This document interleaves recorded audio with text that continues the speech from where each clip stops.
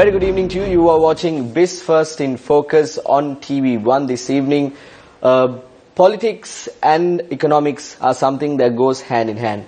And the stability in the region when it comes to international relations is also important for a country like Sri Lanka in a time where there is much talk of things like the GSP Plus and the IMF loan. So we are going to talk to an individual about how US views Sri Lanka and how the US views the South Asian region as a place where they can come to. We are talking today to Dr. Joshua White, who is an advisor and a director for South Asian Affairs at the White House.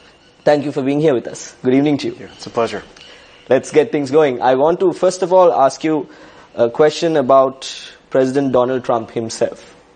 If you take a look at the previous administration that you had, the administration of President Barack Obama, and if you take a look at what's happening in the country now, there seems to be a lack of planning from when we look at it from outside.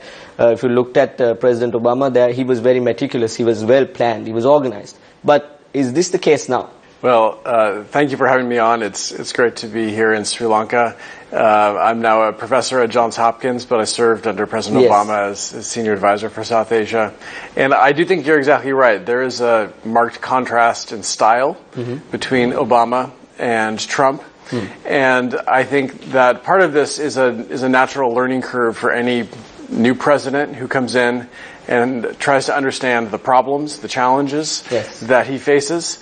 But part of this is that these are two very, very different men. Obama is a lawyer, and in my experience was, as you said, meticulous, careful, and started off by assessing the risks of his proposals.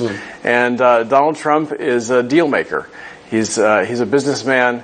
And I think he's learning more about the world, but he's also bringing that much more freewheeling style. And it creates uncertainty. With any change, there's opportunity. And even though I am a Democrat, even though I was proud to serve for Barack Obama, I think we should be looking for opportunities in this new environment as well. And sometimes unpredictability has its advantages. When it comes to President Trump's budget that he put forward, the Congress had a different view about it. From what we know from the media and what it is coming out from the United States, the Congress said, look here, President, you wait, let us handle the budget sort of thing. So does the Congress have a different view about the President, or does the President have a different view of the Congress? What is going on? Well, the American system of government is different than obviously than here in Sri Lanka or many countries in the world. The President has broad authorities in the realm of foreign policy, but one of the authorities that he doesn't have is the budget. So when the President presents his budget, he does it with a great splash. It makes a lot of news. But that is only his vision of what the budget ought to be. It is our legislature that actually determines the budget. And I think you'll find, we've already seen this, that even though the president wanted to cut down the size of government, wanted to decrease the amount of U.S. foreign assistance, wanted to dramatically increase the size of the military, the Congress probably has some other ideas. There's a strong feeling in the Congress that U.S. foreign assistance is important for the world, but also for the United States. There's a strong feeling that we need a strong military, but need to make sure that we don't indebt ourselves too greatly through military spending. And so I think we're going to see something that will probably end up being a reduction in U.S. assistance, but nothing on the scale that we've seen proposed by the President. Sri Lanka is also a recipient of these aids that are provided by the United States, the US aid. I want to shift the attention from your country to the relationship that the two countries have, the United States and Sri Lanka. We saw during the administration of President Barack Obama, the resolution was brought against the war crimes here in Sri Lanka and humanitarian accountability with regard to the war. And while some of the people here looked at it in a different way and said, these things are wrong, there were a group of people who said these things are things that should be done by our country and not by the United States of America. Some people took it positively. But when it comes to President Trump, the people here are in a dilemma as to where United States will be with regard to the resolution that was brought forward. What do you think will happen there? If you take a step back and think about why Sri Lanka matters to the United States, I think there are probably three reasons. One is the depth of ties between our people, which goes back a long time. The second is a desire by the United States to see a stable and peaceful Sri Lanka. And the third is the U.S. Sort of geostrategic interest in Sri Lanka's very important location in the Indian Ocean.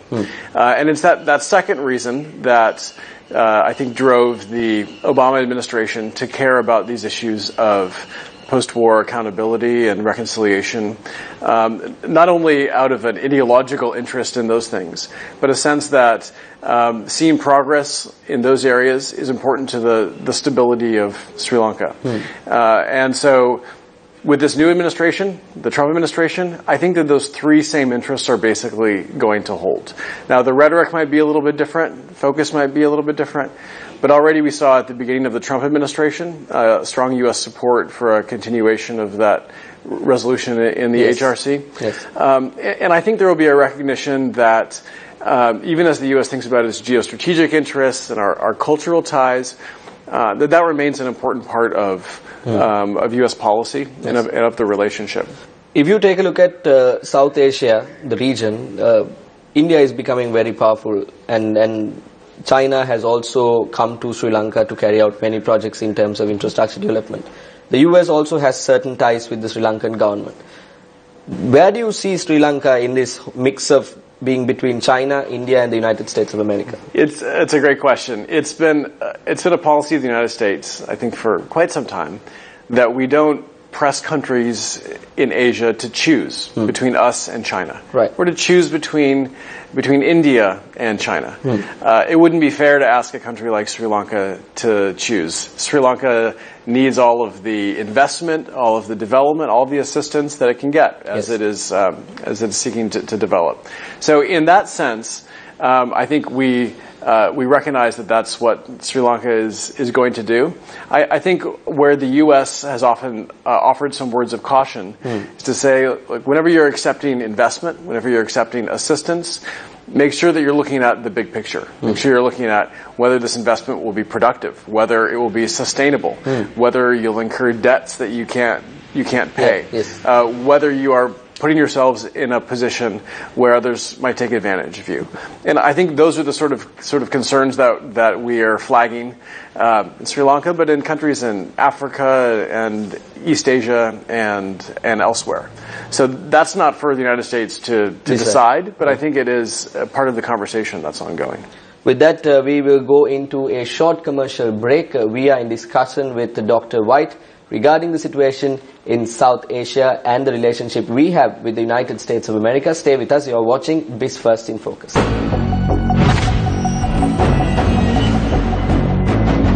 Good evening. Welcome back. You are watching Biz First in Focus. We are in conversation with Dr. Joshua White, who is an advisor and a director for South Asian relations in the White House in Washington, D.C. Doctor, we were in discussion with this mix that we have with China, India, and the United States. However, when you look at the Indian Ocean, there are several projects that are being carried out by the Japanese, by the Chinese, and even the Indians. But in all of this, we also see the presence of the United States. Sri Lanka has had various projects with the United States in the past with regard to security. And there is a relationship the Navy, the Sri Lankan Navy and the Sri Lankan Coast Guard also has with the United States. Do you think with the Trump administration coming into power and with what President Trump is saying about increased security, do you think that this relationship will further strengthen, or do you think China will have an upper hand or a bigger role in this whole region in the future? Well, I don't see it in zero-sum terms. I think that China's engagement with Sri Lanka seems to be vibrant. I see the cranes putting up new buildings, and I know there's a lot happening here. But I was very proud of what I was a part of and others were a part of in the Obama administration in deepening U.S.-Sri Lanka ties, including on defense and maritime issues. I think we share a common interest in making sure that Sri Lanka has a clear view of what's happening in its near waters and further out. And there are a lot of areas for partnership. So I expect that relationship will deepen. and that as the United States thinks about its strategic interests in the Indian Ocean, about ensuring freedom of navigation, about dealing with piracy, about counterproliferation, Sri Lanka is really at a central and important position in dealing with all of these challenges. And so I'm actually very optimistic that the Trump administration is going to recognize that and is going to look to deepen those relations, but not in a zero-sum way and not to the exclusion of Sri Lanka's very, very natural relationships with other countries in the region. Yes. Moving into a bit more of an economic side of things, with regard to the TPP, we know that if the TPP was going on, countries like Vietnam would have an advantage of the apparel sector that is considered a main export sector in our country. But we are uncertain as to what is happening with the TPP as we speak. We don't know where exactly it is at the moment. What is going to happen to this TPP? I don't know. There are two views, or there are probably many views. One view says that since the United States pulled out, this is now dead. Yeah. It's not going to be revived. Yes. There is some chatter about a TPP 11, which is the TPP countries minus the United States might go forward in some configuration. And then there's a sense that the TPP may simply end up being a template for other bilateral agreements. This is one of the great open questions no one in Washington really knows. And I think for Sri Lanka, in a sense, I know Sri Lanka was understandably nervous about what the TPP would mean, especially in textiles. I see in some sense this is an opportunity now for Sri Lanka, having a reprieve from that competitive pressure that Vietnam and others would have introduced, to look inward a little bit and think about how to become more competitive for foreign investment, how to diversify Sri Lanka's economic base to other sectors, and how to increase some of the standards that are reflected in TPP so that Sri Lanka can become more competitive as the Asian trade architecture emerges. Yes. With regard to the economy, we have been exporting a lot of products, a number of products to the United States. And with regard to all these new trends that are emerging from your country, from the administration, the new administration that you have, even after 100 days of government, our country or our export sector seem to be a bit puzzled about what is going on.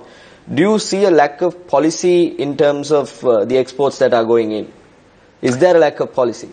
I think that there are a lot of elements of this new administration's policy that are unclear right now. Some of this is natural. You have a new team. It takes a long time to get in place. But I think that, and again, I stand now as an outsider, but as Trump was very clear about what he was against. He did not like TPP. He thought that it was bad for a certain section of American workers. It's not yet clear what he's for. He said that he wants bilateral trade agreements, but those take years and enormous energy usually to push through. And so he's not going to be able to do bilateral agreements with countries across Asia.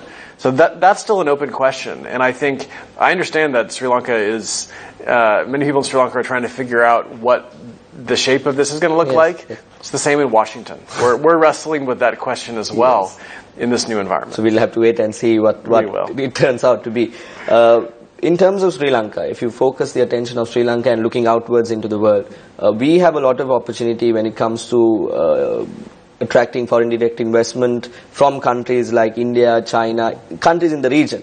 But when it comes to going out to countries, bigger countries like the United States of America, when they have so much of businesses coming in, what do you think the people there look for in terms of a country when they want to go and invest? Stability, consistency in policy, what do they look for? I think you've captured it. They look for stability, and on this count, Sri Lanka is quite attractive. And Sri Lanka has come a long way in being a place that is much more welcoming in that regard. But consistency is a real challenge. Consistency in the policy environment, consistency in taxation, knowing that even if there's a change in government, the entire sort of business environment is not going to change. And I think there are also issues related to labor law that are challenging for foreign companies that come in and want to have some measure of flexibility. So, these are challenges that are not unique to Sri Lanka. They're challenges that I've seen American firms grapple with in India and other countries in the region. But they're ones where Sri Lanka has an opportunity to really engage with foreign companies and try to create an investment environment that is more amenable, thinking about regulation and laws. There are key areas that Sri Lanka can develop. You have been the director and advisor for South Asian Affairs at the White House. Have you, in your tenure of work, have you understood any area, rather, where Sri Lanka can develop in terms of having a more open relationship or a better relationship with countries like the USA? Yeah. Well, I think there are some areas where there are opportunities for cooperation. In large part, the greater political and media openness in Sri Lanka is of tremendous value to both countries, and I think has made Americans much more open and interested in what's happening in Sri Lanka. I hear that tourism is on the rise, and so there are more Americans and others who are interested in coming to Sri Lanka. But at the end of the day, Sri Lanka is a small country, and for the United States, dealing with a world of problems. I think Sri Lanka is important for those reasons that I mentioned, to continue to move forward on economic engagement, on some of the post-war issues that are still of real interest and concern in the United States, and then thinking together about what the United States and Sri Lanka can do to shape the kind of maritime norms that are important in the Indian Ocean, to make sure that every country, Sri Lanka, the United States, India, China, others, respect a basic set of norms and values and ways of doing things in the Indian Ocean. Right. I think there's a real opportunity for partnership between our countries there. With that, we will go into another short commercial break. Stay with us. You're watching Newsfirst in Focus. We'll be back soon. Good evening, welcome back. You're watching Newsfirst in Focus. We are in conversation with Dr. Joshua White with regard to the relationship we have with the United States of America. Doctor, I want to focus your attention, I want to zoom out a bit again, since we are from the media and people are watching us. Why do you think President Trump did not attend the White House Correspondents' Dinner? Do you think there's a reason, or was that a hasty decision that he took? I think it was a calculated decision. President Trump has a complex relationship with the media, and so does some of the politicians here in our country. It's not unusual for politicians to have a love-hate relationship, and Trump has a long experience with the media as a sort of very popular figure in New York. And I think it's helpful for him, as he deals with his political constituency, to paint the media as the opposition.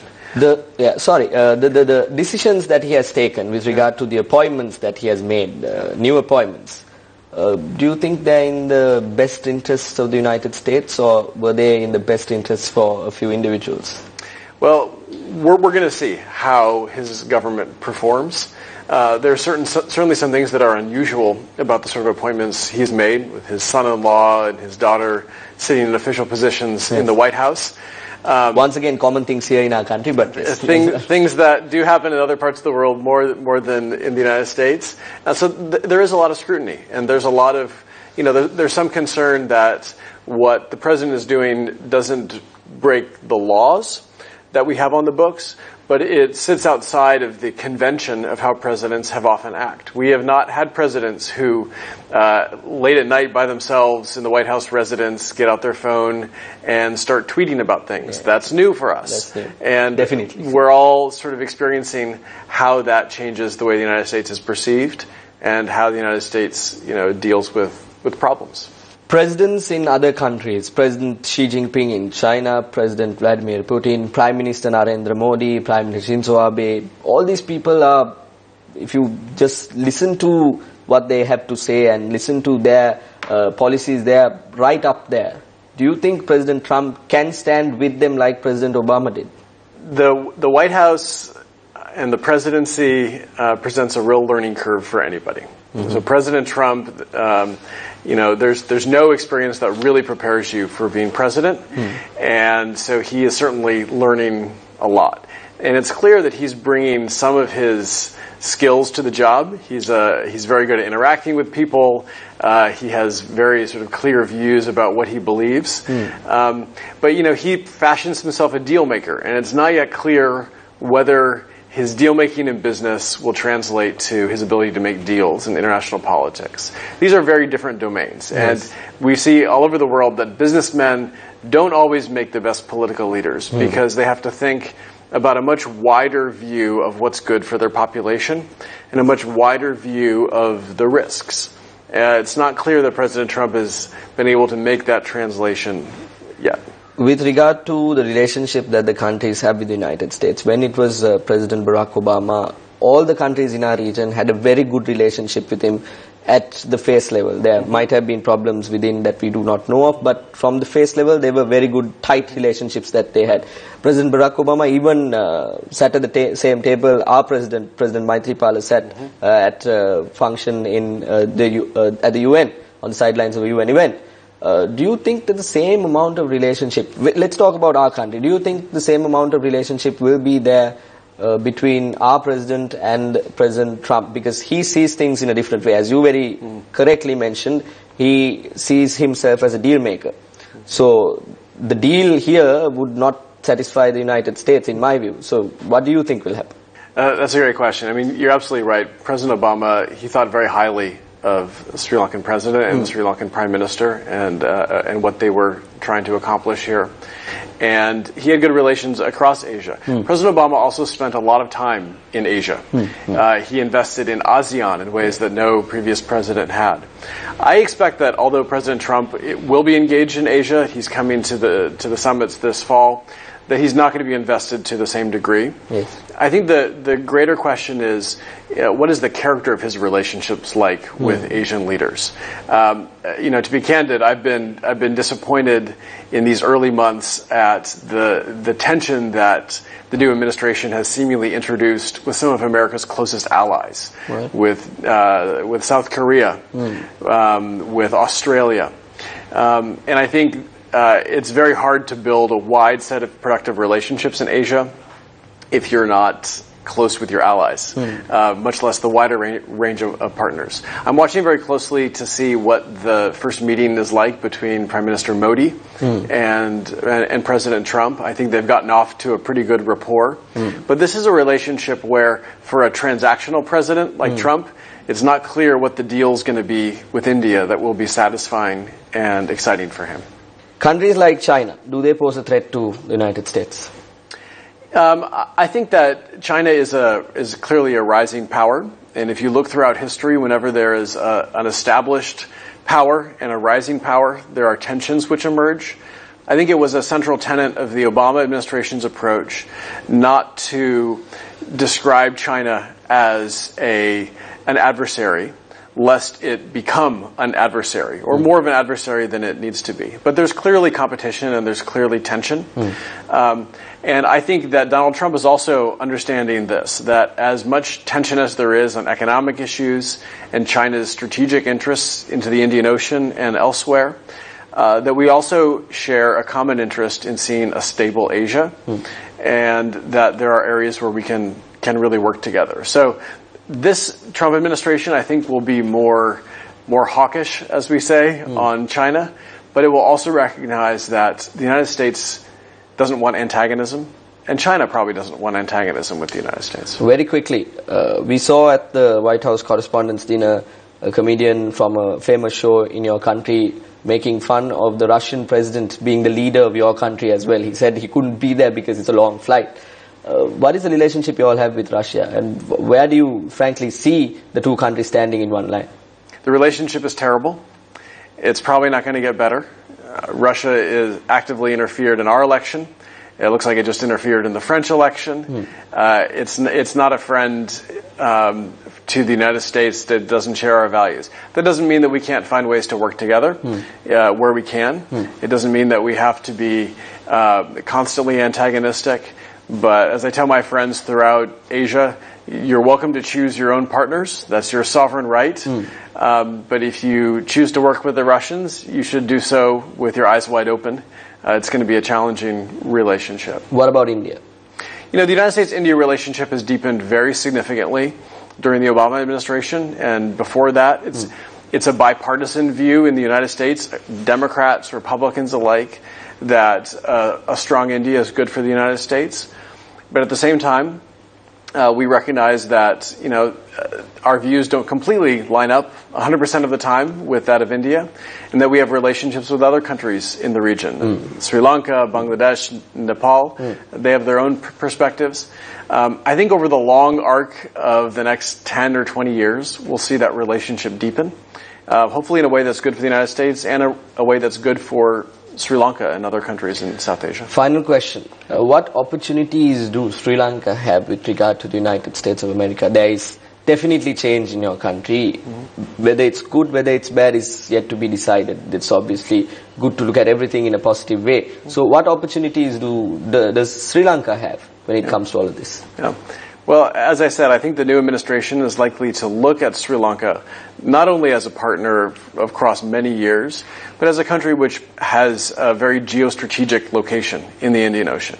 And I think without making Sri Lanka choose between one partner or another, there are ways that Sri Lanka can look to partner with the United States on maritime issues, on finding ways to deepen investment, on thinking about how to set good norms and values in the Indian Ocean for transit and trade. That helps Sri Lanka to be a leader in the Indian Ocean, sort of in its own domain. So being open to that, being transparent about what Sri Lanka is doing with all of its partners, I think will be welcomed in Washington, and there will be a real interest. Thank you, Dr. White, for being here with us here at the Bandaranaike Center for International Studies. We've decided to step out from our studios and come and talk to you here. Thank you very much for being here on our show. That's all we have from BIS in Focus this week. We will join you next week as well with an interesting guest like Dr. Joshua White, who has given us a very good understanding of where we stand and where the South Asian region stands with regard to the United States of America. Doctor, thank you very much for being here. And it's a pleasure having been able to talk with you. Pleasure was mine. Thank you.